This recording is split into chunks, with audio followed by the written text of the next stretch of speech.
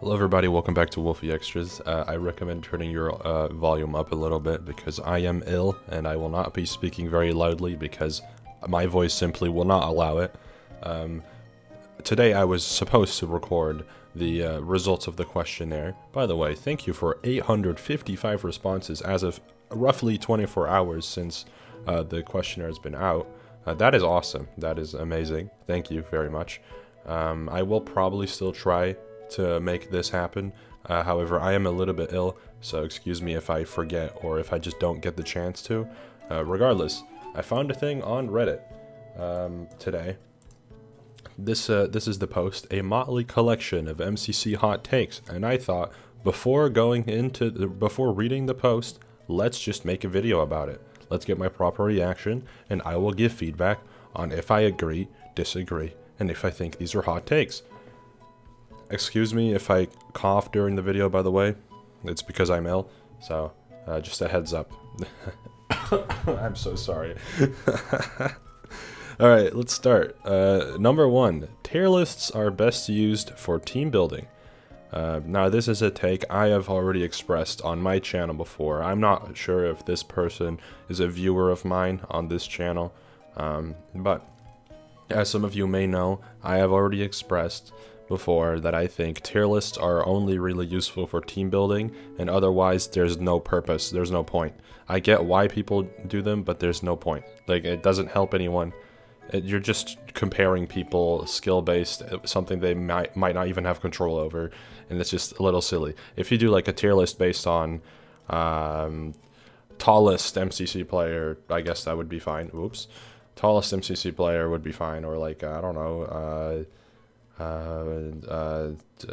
MCC player who has collected the most sand in MCC 25, I don't know. Something like that should be fine.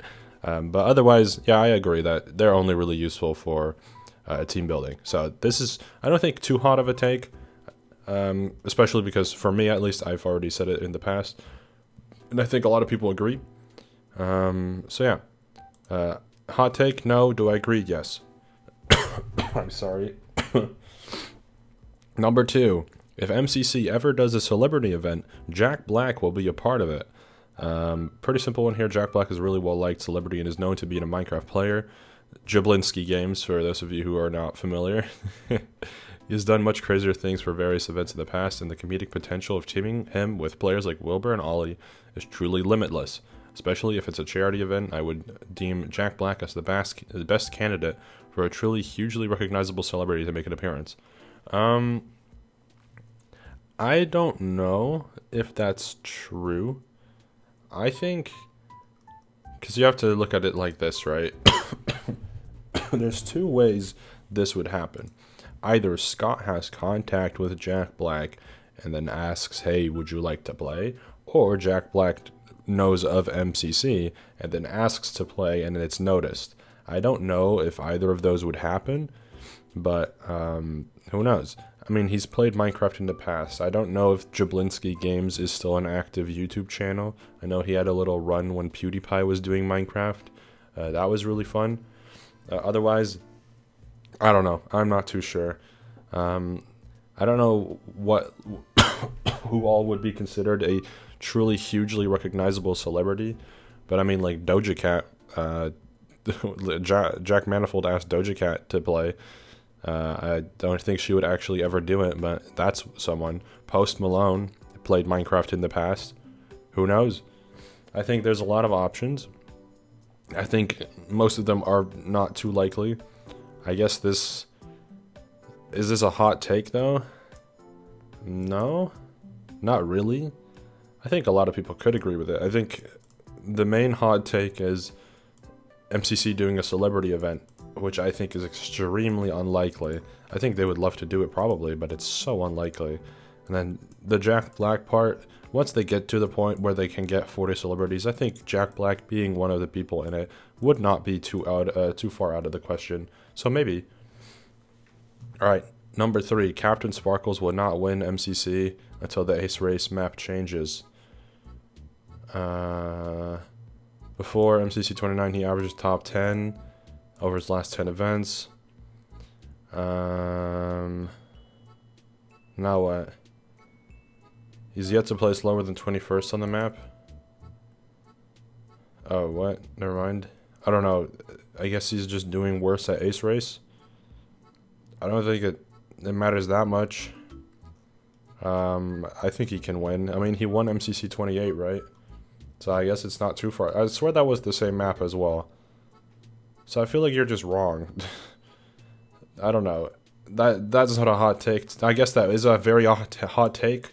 I just fully disagree because I'm pretty sure he literally won on the current Ace Race map. Right? MCC 28? Anyways, if I'm wrong, I'm wrong. I think that's the case, so I do not agree with that. MCC's regulars should be less regular. Sorry. Having 10% of your roster filled before even starting with team building limits creativity in team building and makes less room for newcomers, something MCC fans very much enjoy. I don't think the 4 you mentioned here, even though I think only Scott and Shelby are actually guaranteed. Wilbur's literally not been in the last 2 or 3 events. Sparkles missed Scuffed. And the last event. He was not in the last one either. So for all we know, they are no longer quote-unquote guaranteed. Regardless, I don't think 4 people in a roster of 40 is that big of a deal. Especially if those people... Because Scott and Shelby are guaranteed, and you admit that that's the case, that they should be in, or other people say that they... I don't remember. I scroll through this super quickly, but... Scott and Shelby will be in guaranteed. And Wilbur and Jordan are very recognizable creators. They're only really helping MCC. I don't think there's any situation where having them in the roster harms the roster in general. The only argument you could make is that Jordan requires a family-friendly team or would prefer a family-friendly team. You'd have to have the people to do so. But I don't think it's that big of a deal. I think... Is this a hot take? Not really. I think it would be interesting if there were... I mean, I guess there have been 2 events now where like Scott and Shelby have not been allowed to play. But so was the rest of the roster, basically. So I guess... Kinda. I don't think this is really a hot take. I also don't really know if I fully agree. I think it wouldn't be bad if they weren't in every single season, but I also don't think it harms the event to have them in every single time. Especially when, especially Wilbur being super versatile when it comes to connections. Scott obviously being versatile because he knows everyone. Shelby being easy to put on teams, and I think Jordan also is very versatile when it comes to connections. I think it works. I think they're fine. I think it's mainly just the roster in general being very... The differential in players is not very large. I think there's not too many different communities that are being pulled in to have different people talk about MCC.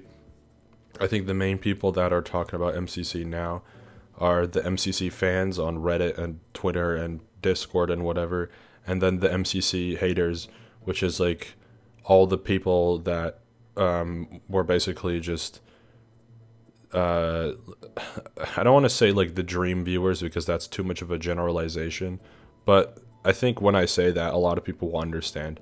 It's the people that obviously only watched for their creators, and those creators are just not as interested in the event anymore, so their interest has gone away as well. So whenever it's brought up, they'll just mention it, or like with the Squidcraft thing, whatever, right? You get my point. The canon non-canon system is in some ways actively hurting MCC. The majority of the fan base... Sorry. Oh my god. The majority of the fan base would prefer the event to be a bit more for fun than it is right now. I think that's somewhat true. I think it's cool seeing some people improve a lot, get really high performances. Obviously, as you all will know, I think MCC being more for fun would be nice. I think it's too competitive. However, I think there is room for competitive MCCs as well. So, who knows? Having designated events is non-canon, which are designed specifically to be less competitive and invite less serious competitors to play without stakes, has made it very difficult for the main roster to expand in the lower tiers. Yes and no. It's true that a good amount of low-tier players have lost interest in playing in the event due to the competitiveness, but it's the same situation with adding newcomers in any aspect, that adding people means other people don't get to play anymore, which is the main concern. So I don't really agree with that fully. I agree partially, but not fully. The average low player would play him for fun more than competitive. That's true. Scuff was 90% main roster. Rising, which was all not which was very competitive at the top. I don't know. I think this is I think this is not fully true. I think the non-canon events are the only way to allow MCC to differentiate itself from the regular formula without having to add people into the main cycling of MCC. For example, if MCC Underdogs was a fully canon event, they would have had to add 10 new people to the main roster. At that point, the roster increases by 10 people, or however many newcomers there were. You get my point. And then that opens the door for them to sign up. And, you know, there should be fair treatment when it comes to putting people in. You'd have to say no, basically, to them consistently. So, it's debatable. I think... Is it hurting MCC? No. I think it's actually helping MCC. Because there's not really... I don't know, I already voiced my opinion. I think I just disagree. Is this a hot take? Yes. I think this is a pretty hot take. Do I agree? No. I do not. Parkour Tag is the worst active game. I disagree. Is that a hot take? Somewhat. I think some people have said that they don't like Parkour Tag. I think it's great. I would love, like... I've said this in the past. I would have put Parkour Tag in Block Wars. I think there's a perfect room for that. I think it would be cool. But, I think it's fine. It was a good alternative to Parkour Warrior. I just think, it's a very simple concept. So I think people just aren't too attached to it.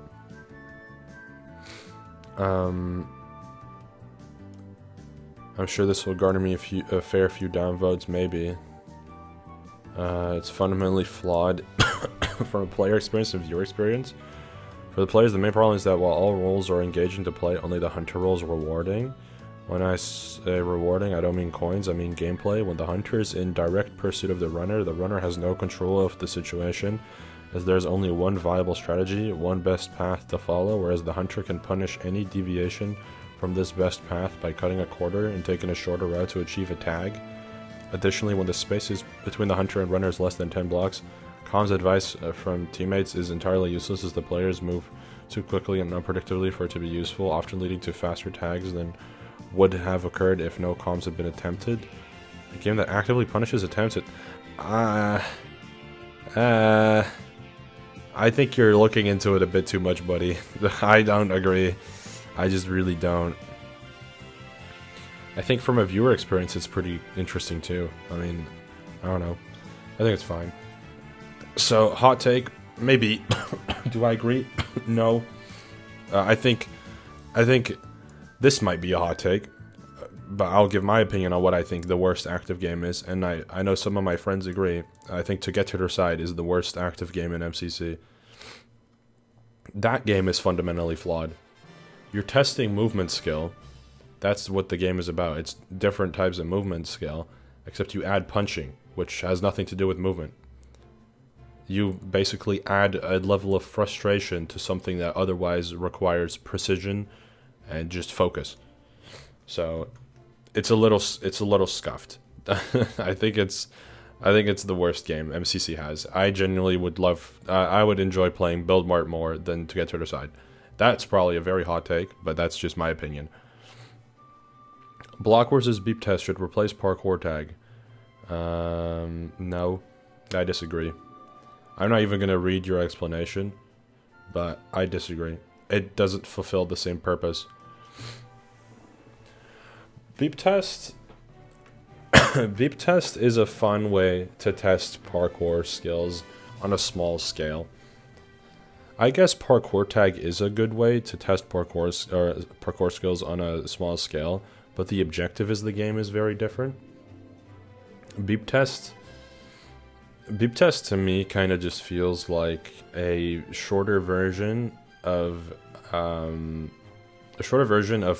Warrior if you took every segment of Parkour Warrior, like every small segment, and made that its own like small level, and then you had like a little break in between every single one. That's kind of what beep test is like. I don't think the games are related. I think having beep test in MCC could be interesting, I guess, but I don't really know if I agree that that's necessary. I think this is a hot take, I guess. Do I agree? No. Using pre-event predictions of performance to evaluate players is bad. Oh well, someone's win is less impressive because that team was obviously busted and everyone predicted them first, or someone's team was predicted bottom 3 but got 3rd. Well, we need to move them up a tier. This is not only logically flawed and historically disproven, but also kind of self-important. Why is it such a bad thing to do? The simple answer is we don't know anything. MCC is so random due to the multiplier that even evaluative predictions that are 100% accurate based on objective team skill can get everything completely backwards due to the multiplier. One tiny slip up from a top player or something as simple as who a team spawns next to in Meltdown. I think this take is okay. You're basically saying that MCC is not predictable because there's different factors that affect gameplay that could make a player do much better, much worse than anyone would have expected because of something they can't predict. That's true.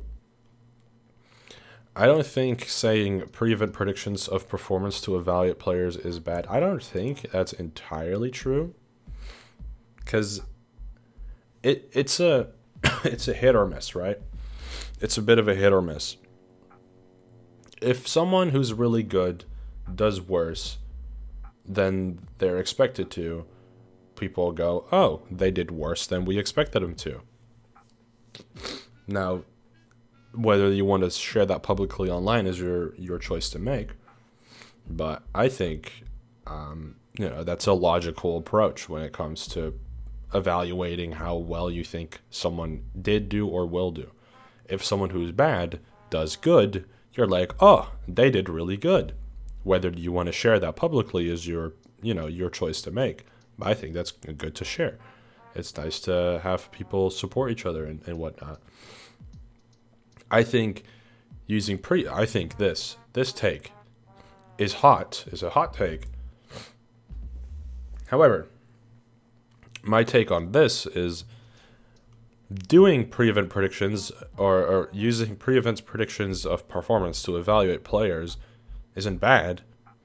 I think it's bad if you actively try to share that information to the point where the players see it and then they feel bad. For example, puns. If you expect puns to get 5th or top 5 in every single game and he places 7th or 8th, and you're gonna go, haha, puns is stupid, he sucks, he's dumb. What are you doing?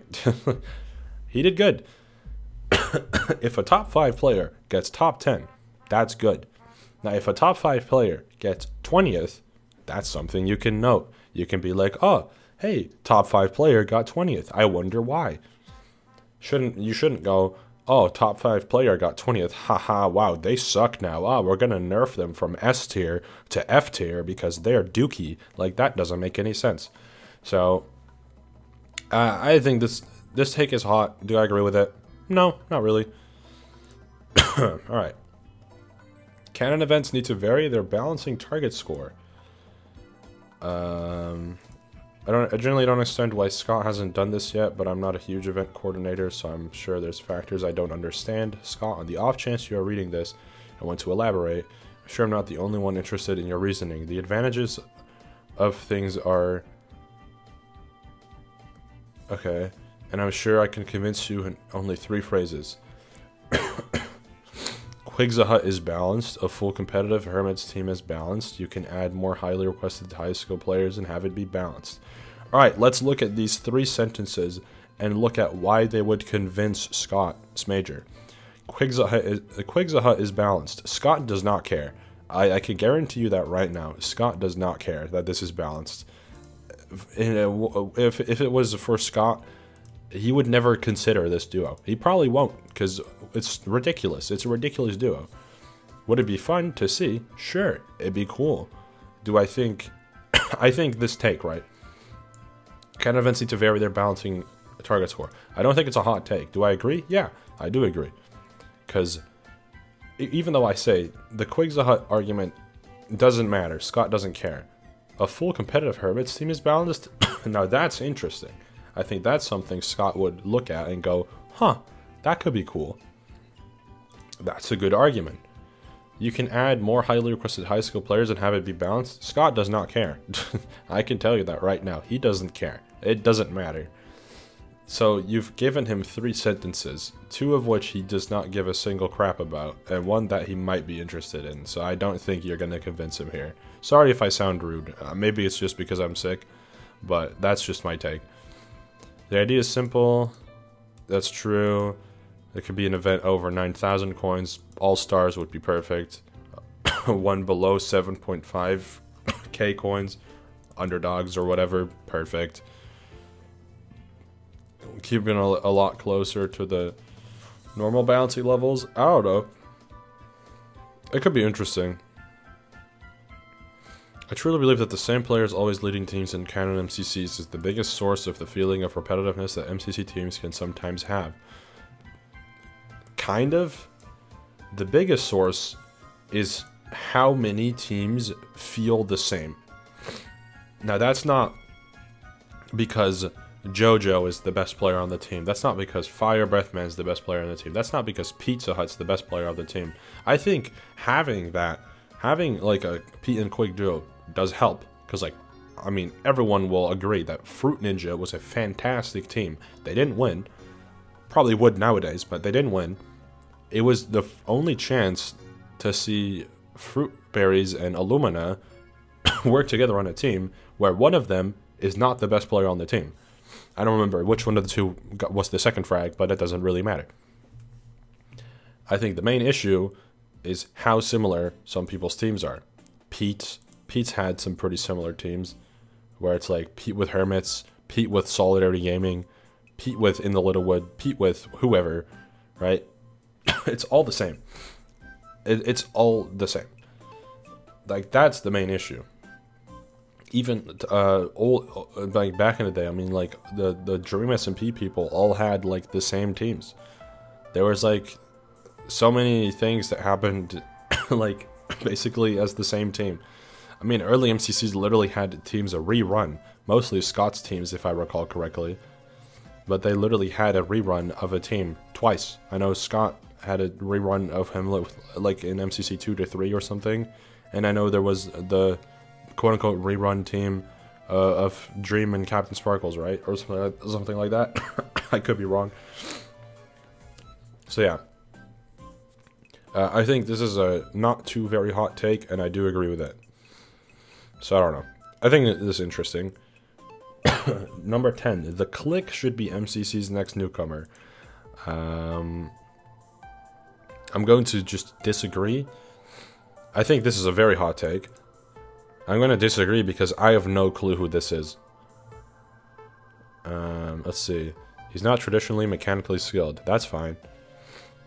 That's good. He's easy to get along with and is a top-tier entertainer. That's good. Does he know people? That's the main issue. Does he know people? He's in a culture clash. Internet parental figure of sorts for... Okay, that's good. He radiates positivity. That's good. But if he doesn't know people, then it's game over. So yeah, that's the hot takes, I guess. Let me know what hot takes you agree with. If you somehow made it this far, say bless you. I don't know how you sat through me being sick for 25 minutes, but I respect it. Thank you. I'll try to do this questionnaire thing today. At least process the information. I may upload it tomorrow if I feel better and record it then. But thank you all for your submissions. Thank you all for watching. I will see you all later. Goodbye.